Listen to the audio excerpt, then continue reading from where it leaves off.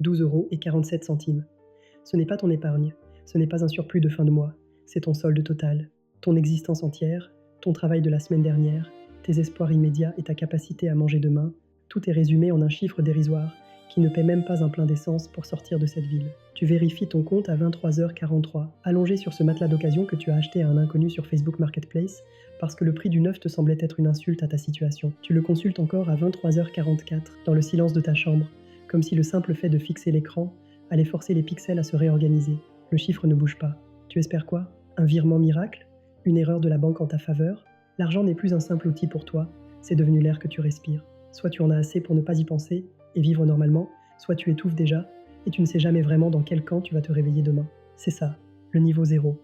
Ce n'est pas dramatique comme dans un film, ce n'est pas une scène de cinéma avec des violons en fond. C'est juste un bruit de fond constant, un bourdonnement de chiffres qui tourne sous chaque décision que tu prends, sous chaque projet que tu esquisses, sous chaque minute de ton sommeil agité. Une arithmétique silencieuse et parasite qui ronge ton énergie vitale. Tu as 23 ans, tu te répètes que tu n'es pas en retard, que tout le monde galère à cet âge, que c'est le passage obligé. Mais chaque passage à la caisse du supermarché est une épreuve pour ton ego. Tu reposes l'huile d'olive de marque, celle qui a une belle étiquette dorée et qui promet une qualité supérieure. Tu achètes la marque distributeur, celle dont le packaging est un peu triste, un peu terne, qui te rappelle à chaque fois que tu ouvres ton placard que tu es encore en mode survie. Tu calcules le prix au kilo pour des paquets de pâtes comme si ta survie en dépendait réellement. Tu partages un mot de passe de streaming avec une ex que tu n'apprécies même plus. Simplement parce que payer les 10 € de l'abonnement en solo, c'est avoir l'impression de perdre encore un peu plus de terrain sur ton loyer ou ta prochaine facture d'électricité. Tu ne parles pas d'argent avec tes amis. Personne ne le fait vraiment à ce niveau-là, par honte ou par pudeur. Mais tout le monde fait les mêmes calculs mentaux en regardant le menu au restaurant, cherchant désespérément le plat le moins cher, avant même de savoir si on a envie de le manger. Tu surveilles ton application bancaire plus souvent que tes propres notifications. Tu connais ton numéro de compte par cœur, non pas par habitude, mais par la peur viscérale que le terminal affiche refusé devant une file d'attente qui semble te juger en silence. C'est une pression invisible, une humiliation latente qui définit tes journées. À ce niveau, ta relation avec l'argent est purement émotionnelle. C'est une boule de stress dans le ventre, une sueur froide quand une enveloppe blanche non identifiée arrive dans ta boîte aux lettres. On croit que sortir de cette spirale est une question de stratégie complexe, de calcul de rendement ou de génie financier. Mais la vérité est bien plus triviale et brutale. Tout commence par une décision qui semble presque embarrassante, presque ridicule, tellement elle est petite face à la taille de ton découvert ou de tes ambitions. Tu décides d'investir 100 €. C'est dérisoire, tu le sais. C'est le prix d'un seul dîner correct, d'une soirée un peu trop arrosée, d'un week-end de distraction que tu t'interdis pour la première fois. Tu cliques sur confirmer, le doigt tremblant un peu. Tu ne le sais pas encore, mais tu viens de craquer la toute première allumette dans une pièce immense et plongée dans le noir complet. Ce geste n'est pas financier, il est symbolique. C'est le moment où tu cesses d'être une victime des chiffres pour en devenir l'architecte. Les 6 premiers mois sont un désert psychologique absolu. C'est la phase critique où la grande majorité des gens abandonnent sans faire de bruit. Tu nourris ce compte chaque mois avec tes 100 €, comme si tu arrosais une plante dont tu n'es pas certain qu'elle soit encore en vie sous la terre. Tu te prives de petits plaisirs, tu dis non à des sorties, tu restes chez toi le samedi soir à regarder le plafond pour économiser ces précieux billets. Et après 6 mois d'efforts réels, le marché a bougé un peu et ton solde affiche péniblement 618 €. Tu avais fait le calcul sur un coin de table, tu savais que ce serait environ ça. Mais voir le chiffre en vrai, c'est différent. 578 €. Ce n'est pas un chiffre qui change ta vie. Ce n'est pas un chiffre qui te permet de démissionner ou de te sentir riche. C'est juste un chiffre froid qui existe dans une application que tu consultes de moins en moins parce que sa vérification ne produit plus aucune dopamine. La motivation exaltée des débuts a laissé place à une lassitude pesante, un sentiment d'inutilité. C'est la phase dont personne ne parle sur les réseaux sociaux parce qu'il n'y a rien à montrer. C'est ce qu'on appelle le plateau de l'ennui. L'écart immense entre savoir théoriquement quoi faire et continuer à le faire physiquement quand absolument rien n'est encore visible à l'œil nu.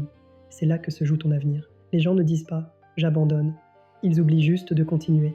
Ils se disent qu'ils reprendront le mois prochain quand les factures seront moins lourdes. Mais ce mois-là n'existe pas dans le monde réel. 12 mois finissent par passer. Tu as accumulé 1 200 € de versement et ton compte affiche peut-être 1 312 € avec les intérêts si l'année a été correcte. 112 € de gains purs en un an. Quand tu y penses, c'est presque insultant, non?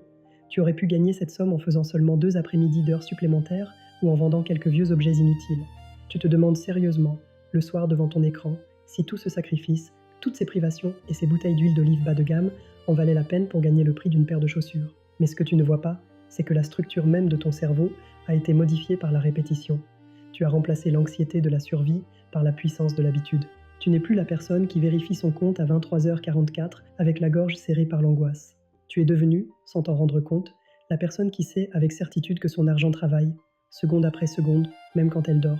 Tu as construit un muscle invisible de constance dans une salle de sport où les miroirs ne te montrent encore aucun progrès physique apparent, mais où tes fibres nerveuses se renforcent en profondeur. Puis, la vie finit par t'envoyer un signal, une petite récompense pour ta patience. Tu reçois une augmentation au travail. Pas de quoi acheter une villa ou changer radicalement de vie, juste assez pour commencer à respirer. 6 000 € de plus par an avant impôt. Ça tombe sur ton compte comme environ 387 € supplémentaires chaque mois. C'est exactement là que le piège de la classe moyenne se referme sur la plupart des gens. On appelle ça l'inflation du style de vie. Dès que l'on gagne un peu plus, on se sent obligé de dépenser un peu plus pour le montrer ou se récompenser. On loue un appartement avec une chambre de plus, on prend un crédit pour une voiture plus récente, on multiplie les abonnements inutiles. Mais tu as appris une leçon cruelle et précieuse durant ton année passée au niveau zéro. Les dépenses s'étendent toujours mécaniquement pour remplir exactement l'espace financier que tu leur donnes. C'est une loi de la physique financière que peu de gens comprennent. Si tu augmentes ton train de vie maintenant, tu redeviens instantanément l'esclave du chiffre, juste avec un décor plus joli. Alors, tu prends une décision radicale. Tu décides de rester invisible. Tu maintiens ton style de vie actuel, celui du gars qui galère, alors que tes revenus grimpent. Tu diriges l'intégralité de ces 387 € directement vers ton compte d'investissement. C'est à ce moment précis que le moteur de ta liberté, jusque-là silencieux, commence réellement à vrombir sous le capot. Tu franchis enfin la barre symbolique des 10 000 €.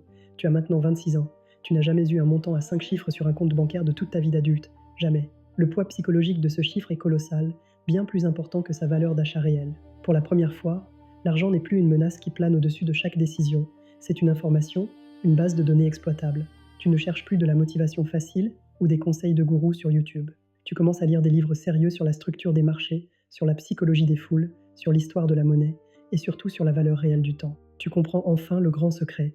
Ton travail actuel te donne de l'argent pour payer tes factures, mais ton capital, lui, a le pouvoir immense de te racheter du temps de vie. Et le temps est la seule et unique monnaie que personne, absolument personne, ne peut imprimer davantage sur cette terre. Le passage de 10 000 à 40 000 € est une expérience étrange. C'est beaucoup plus rapide que tout ce que tu avais pu prévoir dans tes calculs initiaux. Les intérêts composés ne sont plus une théorie mathématique abstraite griffonnée sur un coin de table, ils deviennent une force physique, presque palpable au quotidien. Tu vois ton solde augmenter chaque mois de montant qui représente parfois 2 semaines complètes de ton ancien salaire, alors que tu n'as absolument rien fait de plus que d'attendre et de laisser le système tourner. C'est la phase de la sérénité.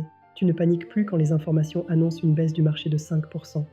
Au contraire, tu sais que c'est une opportunité, pas un désastre. Tu as construit une forteresse invisible et imprenable autour de ta vie, et ces murs ne sont pas faits d'or, mais de discipline et de silence. Tu n'as plus besoin de prouver quoi que ce soit à tes amis ou à ta famille.